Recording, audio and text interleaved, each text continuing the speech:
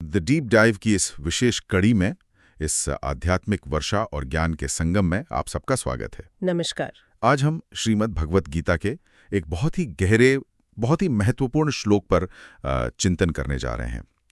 यह है अध्याय 4 का श्लोक 40। जी हाँ, अत्यंत गूढ़ अर्थ समेटे हुए है ये श्लोक। और ये जो हम गहन विश्लेषण प्रस्तुत कर रहे हैं, इसका संकलन और शोध कैप्टन श्याम बहादुर चौहान जी ने किया है। हमारा प्रयास है कि हम सब मिलकर श्लोक के मर्म को समझें। बिल्कुल, इसके पीछे का जो दर्शन है और आजकल की जिंदगी में इसकी क्या प्रासंगिकता है, इस पर बात करेंगे। हाँ, क्योंकि ऐसा लगता है कि ये श्लोक जीवन की कई उलझनों को, उन गुत्थियों को सुलझाने की एक कुंजी दे सकता है, खासकर जब मन में शक या कोई दुविधा घर कर लेती है। सही कहा, अक्सर हम संशय में फंस जाते हैं। तो चलिए शुरू करते हैं। सबसे पहले आपसे अनुरोध है कि हमारे श्रोताओं के लिए ये श्लोक एक बार पढ़ दें। अवश्य। श्रीमद् भगवत गीता अध्याय 4 श्लोक 40। अज्ञश्च अश्रद्धधानश्च संशयात्मा विनश्यति नायं लोकोऽस्ति न परो न सुखम संशयात्मन। 440। अगर शब्दों को थोड़ा अलग करके देखें समझने के लिए तो अज्ञः च अश्रद्धधानश्च संशयात्मा विनश्यति न अयं लोकः अस्ति न परो न सुखम संशयात्मनः।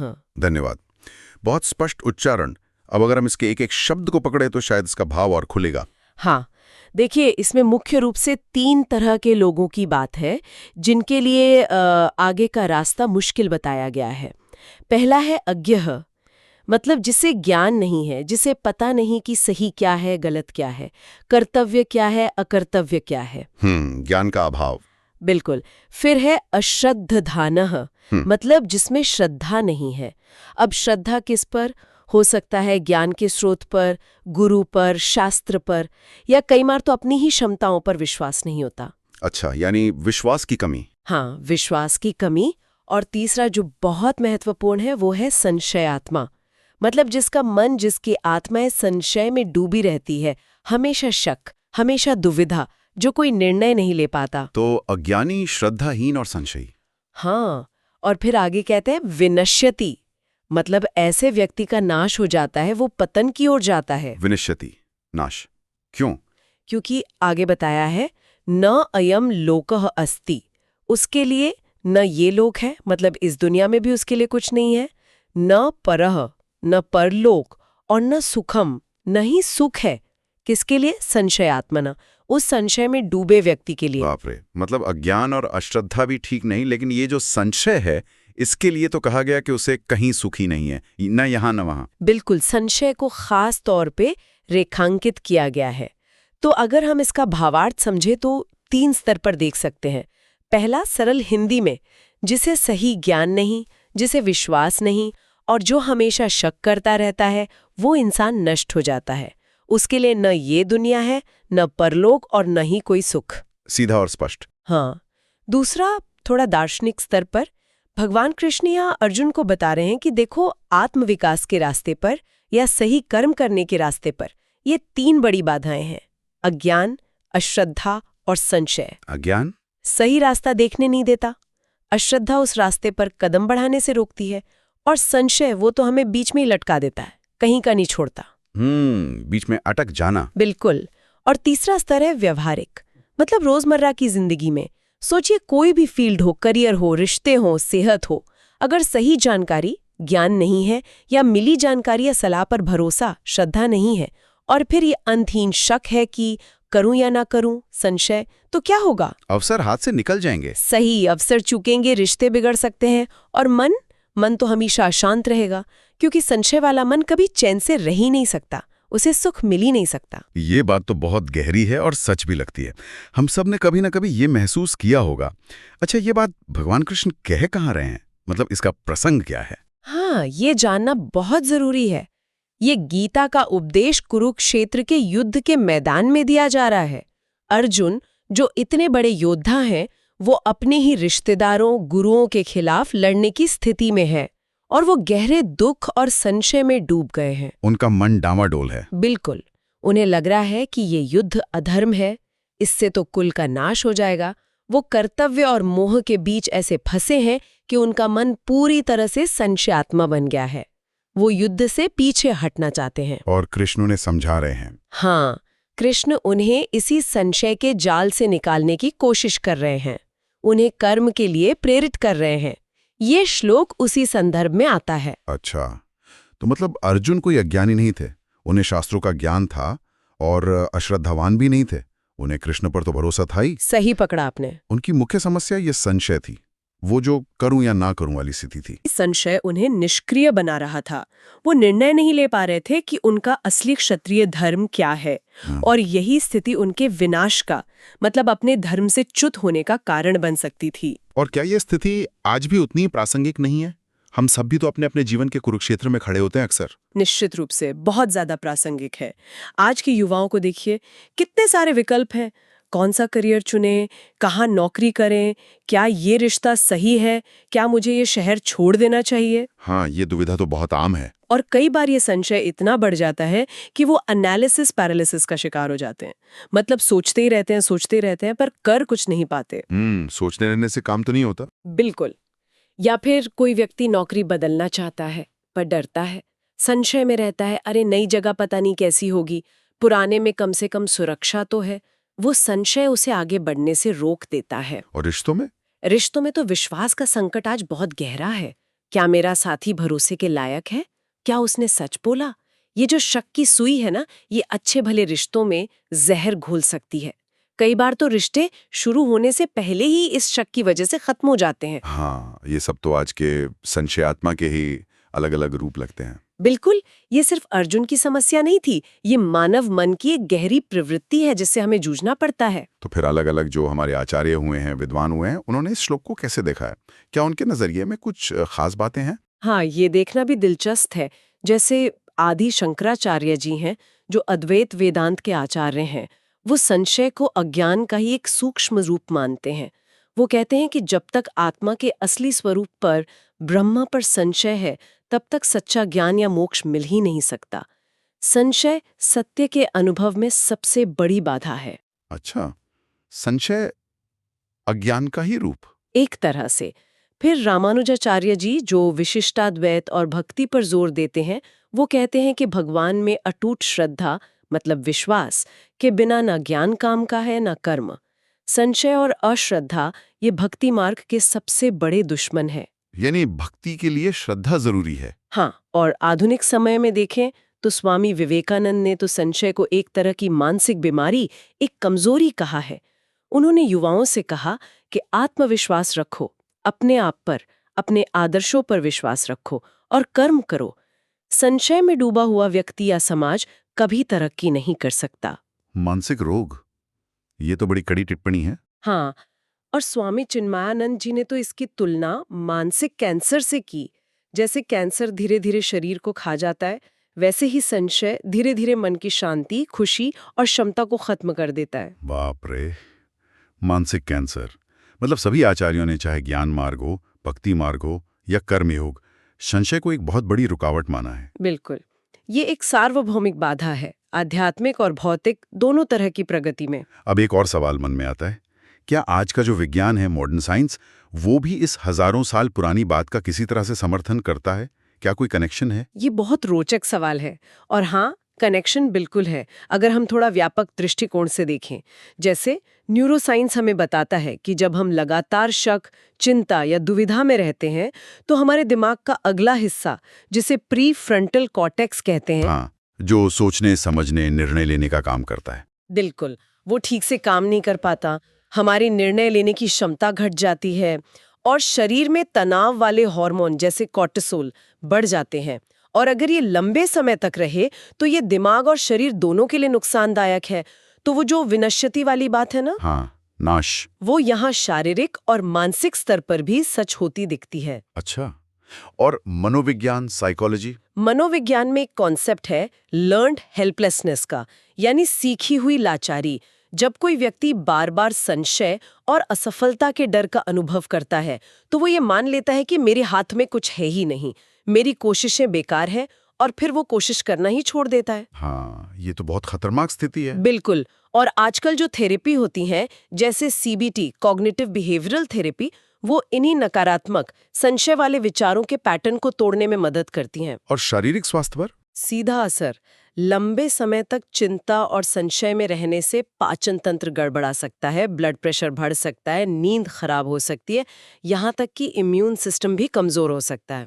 तो ये सिर्फ मन का वहम नहीं है, इसका असर पूरे शरीर पर पड़ता है। अरे, मतलब ये श्लोक तो सिर्फ आध्यात्मिक या दार्शनिक नहीं, ये तुम्हारे मनोवैज्ञानिक और शारीरिक स्वास्थ्य की कुंजी भी है एक तरह से। हाँ, ये जीवन के हर पहलू को छूता है। तो आज के समय में जब इतनी सूचनाएं हैं, इतनी भागदौड़ है, इसका क्या महत्व है? कैसे समझें इसे आज के संदर्भ में? आज इसका महत्व शायद पहले से भी ज्यादा है। क्यों? पहला, मानसिक शांति के लिए। आज हम इंफॉर्मेशन ओवरलोड के युग में है। हर तरफ से सलाह, राय, विकल्प इतने सारे कि समझ ही नहीं आता क्या करें। इससे संशय और बढ़ता है। हाँ, कंफ्यूजन बहुत होता है। बिल्कुल। तो ये श्लोक हमें याद दिलाता है कि ठीक है, जानकारी लो, पर एक सीमा के बाद एक निश्चय पर पहुंचना और फिर उस पर भरोसा करना, ये मानसिक शांति और स्पष्टता के लिए बहुत जरूरी है। दूसरा, सामाजिक स्तर पर। आजकल फेक न्यूज़, अफवाहें, ध्रुवीकरण का जमाना है। किस पर यकीन करें, किस पर नहीं, ये बहुत बड़ा सवाल है। हाँ, ये तो रोज की समस्या है। तो ये श्लोक हमें प्रेरणा देता है कि हम विवेक से काम लें, सत्य की खोज करें, ज्ञान, जो भरोसेमंद स्रोत हैं उन पर विश्वास करें, श्रद्धा, और फिर जो सही लगे, जो हमारे नैतिक मूल्य हों, उन पर टिके रहें, संशय का अभाव, दूसरों की बातों में बह ना जाएं। और आध्यात्मिक स्तर पर? आध्यात्मिक यात्रा में भी आजकल इतने गुरु हैं, इतने पंथ हैं, इतने रास्ते हैं कि इंसान भटक सकता है। ये श्लोक सिखाता है कि ठीक है, खोजो, पर जब कोई मार्ग या गुरु सही लगे तो सोच समझकर उसे चुनो और फिर उस पर निष्ठा रखो। लगातार बदलते रहने से, संदेह करते रहने से मंजिल नहीं मिलती। एक जगह टिकना जरूरी है। हाँ, श्रद्धा के साथ। और युवाओं के लिए इसमें क्या खास संदेश है? क्योंकि वो शायद सबसे ज्यादा विकल्पों और अनिश्चितताओं का सामना करते हैं आजकल। युवाओं के लिए तो ये बहुत ही प्रासंगिक है। पहला, करियर और शिक्षा के मामले में इतने सारे कोर्स हैं, इतने करियर ऑप्शंस हैं। ठीक है, रिसर्च करो, ज्ञान लो, लोगों से सलाह लो, पर कहीं ना कहीं एक निर्णय लेना होगा और फिर उस निर्णय पर भरोसा करके श्रद्धा मेहनत करनी होगी। हमेशा ये सोचते रहना कि अगर मैंने वो चुना होता तो क्या होता। ये संशय प्रगति को रोकता है। हाँ, ये व्हाट इफ वाला खेल बहुत चलता है। बिल्कुल। दूसरा, रिश्तों में। सोशल मीडिया पर दूसरों की चमक दमक वाली जिंदगी देखकर कई बार अपनी पसंद पर, अपने साथी पर शक होने लगता है। ये बहुत आसान है, पर यह श्लोक याद दिलाता है कि विश्वास और खुला संवाद ही स्वस्थ रिश्तों की जान है। बेवजह का शक, बिना बात का संदेह, ये रिश्तों को दीमक की तरह खा जाता है। और तीसरा, आत्मविश्वास। अपने फैसलों पर थोड़ा भरोसा करना सीखें। ये जरूरी है। गलतियां होंगी, सबसे होती हैं, पर उन गलतियों से सीखकर आगे बढ़ना महत्वपूर्ण है, बजाय इसके कि संशय में फंसकर हम निष्क्रिय हो जाएं, कुछ करें ही नहीं। बात तो सही है, लेकिन ये सब कहना आसान है। इस ज्ञान को रोजमर्रा की जिंदगी में उतारें कैसे? मतलब प्रैक्टिकली क्या करें जिससे ये संशय थोड़ा कम हो? हाँ, ये सबसे महत्वपूर्ण सवाल है। इसे अमल में कैसे लाया जाए? कुछ व्यावहारिक तरीके हो सकते हैं। पहला, अपने मन को साधने के लिए थोड़ा समय रोज ध्यान या मेडिटेशन या सिर्फ शांत बैठकर आत्मचिंतन के लिए निकालें। शांत मन बेहतर सोचता है, बेहतर निर्णय लेता है। अच्छा। जानकारी जरूर इकट्ठी करें, पर एक लिमिट तय करें। ऐसा ना हो कि आप सिर्फ जानकारी ही जुटाते रह जाएं और निर्णय कभी ले ही ना पाएं। हाँ, वो एनालिसिस पैरालिसिस से बचना है। बिल्कुल। छोटे छोटे फैसले लेने की प्रैक्टिस करें रोजमर्रा की जिंदगी में। इससे धीरे धीरे बड़े फैसले लेने का कॉन्फिडेंस आता है। और वो नकारात्मक सोच? हाँ, वो जो क्या होगा अगर ऐसा हो गया तो वाले विचार आते हैं, उन्हें पहचानें और कोशिश करें कि उन्हें अभी इस पल में मैं क्या कर सकती हूँ से बदलें। वर्तमान पर फोकस करें। ये तो हुआ मन के लिए। रिश्तों के बारे में क्या? वहां विश्वास कैसे बनाए रखें? ये तो बहुत नाजुक मामला होता है। हाँ, बहुत नाजुक और बहुत महत्वपूर्ण। रिश्तों में विश्वास के लिए देखिए, चाहे परिवार हो, दोस्ती हो या जीवन साथी का रिश्ता हो, विश्वास ही उसकी नींव है। तो सबसे पहले अपने प्रियजनों पर अकारण शक करने से बचें। लेकिन अगर कोई बात खटके तो? अगर कोई बात खटकती है, मन में कोई सवाल उठता है, तो अपने मन में कहानियां बनाने के बजाय सीधे और सम्मान के साथ उनसे बात करें। खुला संवाद, ओपन कम्युनिकेशन बहुत जरूरी है। ये कई गलतफहमियों को वही खत्म कर देता है। हाँ, बात करना जरूरी है। बिल्कुल। और पारिवारिक शांति बनाए रखने में आपसी विश्वास का बहुत बड़ा रोल है।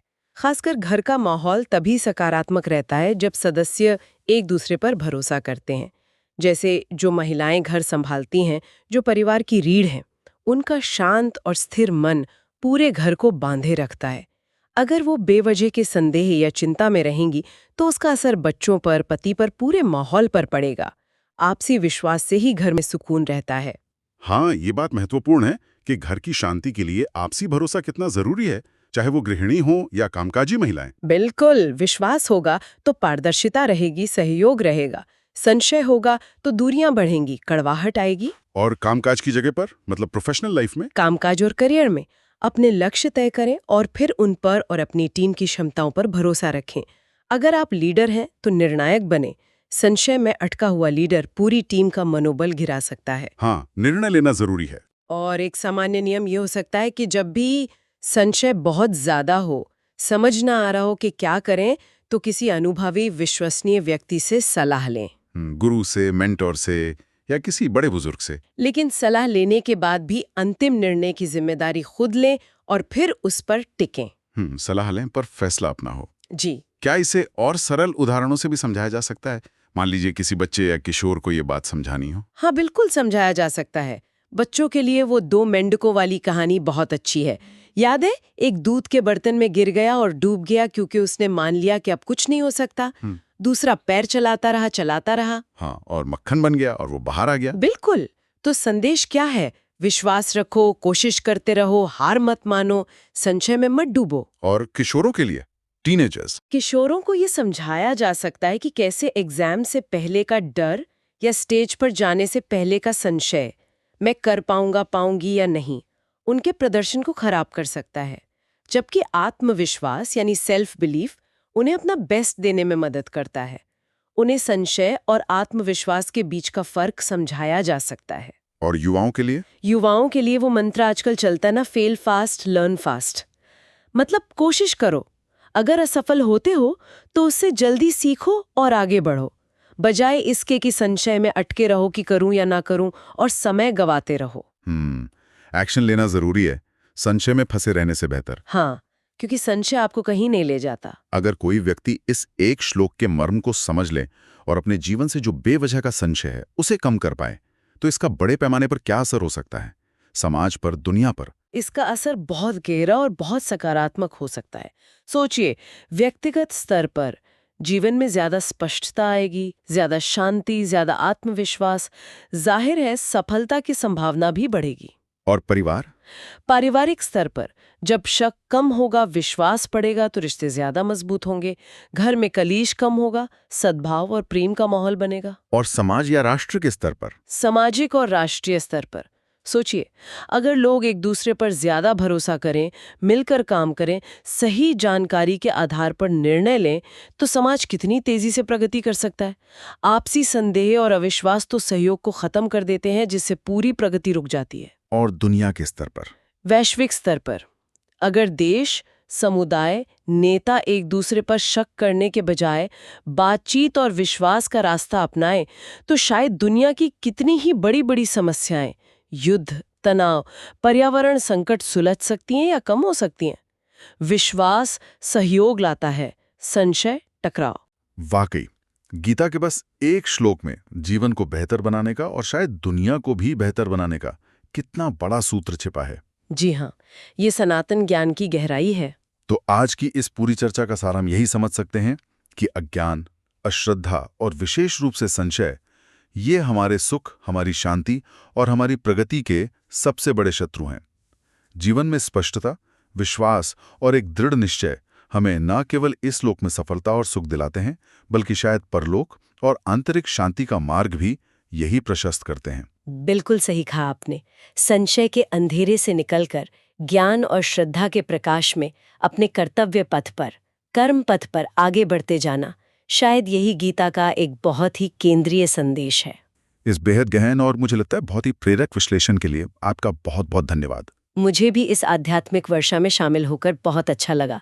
धन्यवाद। हम अपने श्रोताओं को एक बार फिर याद दिलाना चाहेंगे कि आज की यह सारगर्भित चर्चा कैप्टन श्याम बहादुर चौहान जी द्वारा संकलित और विश्लेषित सामग्री पर आधारित थी। आपके बहुमूल्य समय के लिए आप सबका धन्यवाद। अब विदा लेने से पहले, जैसा कि हमारी परंपरा है, हमारी विशेषज्ञ साथी आपके लिए एक विचारणीय प्रश्न छोड़ना चाहेंगी। हाँ, तो आज का विचारणीय प्रश्न ये है, क्या जीवन से संचय को पूरी तरह मिटाया जा सकता है? या शायद ये संभव ही नहीं या जरूरी भी नहीं? क्या ज्यादा महत्वपूर्ण ये है कि हम संशय के उठने को पहचानें, उसे अपने ज्ञान और विवेक की कसौटी पर परखें और फिर उसे इतना शक्तिशाली न बनने दें कि वो हमारे कर्म पर, हमारे सुख पर, हमारे रिश्तों पर हावी हो जाए? जरा